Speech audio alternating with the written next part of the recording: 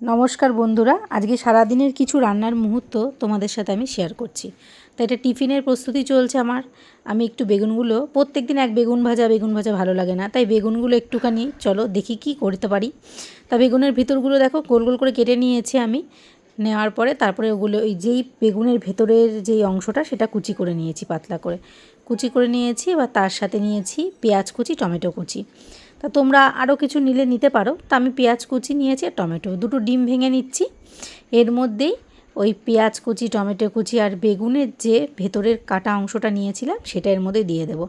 তা আমার হাতে সময় ছিল না, নইলে তোমরা কিছুক্ষণ নুন দিয়ে এই কাটাটাকে মেখে রাখলে, বেগুনের কাটা অংশটা মেখে রাখলে তাহলে একটু জল বেরিয়ে গেলে ভালো হয়, জিনিসটা নরম হয়ে যায় আর কি। তার মধ্যে অল্প একটু নুন দিয়ে দিচ্ছি, আর দেবো একটু হলুদ গুঁড়ো, আর একটুখানি অল্প করে লঙ্কার গুঁড়ো।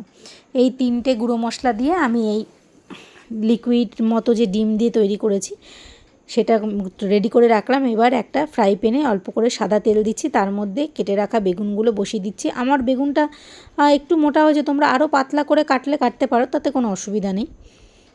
তার উপরে দেখো এই কাটাগুলোর মধ্যে আমি ওই তৈরি করে রাখা যে পেঁয়াজ, টমেটো আর বেগুনের কাটা অংশটা দিয়ে যে আমি ডিম ফেটিয়ে রেখেছিলাম সেটা দিয়ে দিলাম। এবার এগুলো আস্তে আস্তে হতে সময় দিতে হবে। এগুলো এর উপর দিয়ে অল্প করে ঢাকা দিয়ে আমি দেখো আমার তৈরি হয়ে গেছে বেগুন আর ডিম ফ্রাইটা। তা আমার সকালের টিফিন কিন্তু মোটামুটি রেডি। তা এখন আমি আমার মেয়েটার জন্য একটা হেলদি ড্রিঙ্ক তৈরি করছি, তা তোমাদের সাথে একটু শেয়ার করছি। এর মধ্যে বিট রয়েছে, গাজর রয়েছে, একটা আমলা রয়েছে, একটু পুদিনা পাতা রয়েছে। এটার মধ্যে কিচ্ছু দিতে হয় না, প্লেন জল দিয়ে আমি এটা দেখো আমি মিক্সিতে করে নিয়ে এসেছি। মিক্সির বাটি থেকে আমি একটা বড় ছাঁকনিতে ঢেলে নিলাম।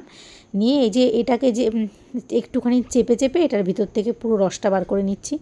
এটা না ফেলে দিয়ে তোমরা এটা কোনো সময় রুটির আটার মধ্যে মেখে রুটিও করতে পারো, বা অন্য কোনো তরকারিতে মনে করলেও দিতে পারো। লাগা দেখো দেখো দিয়েছি, সে কি বলছে এখন, দেখো সে কি বলে।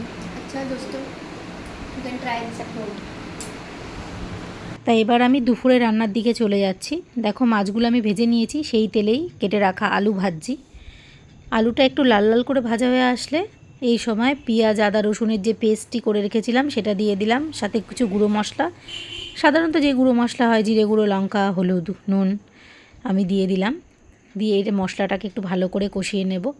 তা মশলা কষাতে কষাতে একটু চাল ধুয়ে নিচ্ছি, ভাত বসাতে তো হবে দুপুরের, যেহেতু আমি মেনু রেডি করছি।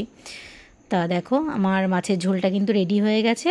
তা ভেজে রাখা মাছগুলো আমি দিয়ে দিচ্ছি এই সময়। তা মাছগুলো দিয়ে দেওয়ার পরে তারপরে ঝোল তো হয়েই এসছে, দেখতে পাচ্ছ ঝোল ফুটে গেছে। তা আর একটা কড়াই নিয়েছি, এটা একটা লোহার কড়াই, এজন্য একটু বেশি কালো লাগছে কড়াইটা। তা এই কড়াইতে রান্না কিন্তু বেশ টেস্ট হয়। দেখো এটা আমি একটুখানি একটা কুমড়োকে ঘষে নিয়েছি, রসুন আর দুটো কাঁচা লঙ্কা ফোড়ন দিলাম। আর এই কুমড়োটাকে আমরা কুমড়ো নাড়া বলি, বা তোমরা কুমড়ো ভর্তাও বলতে পারো।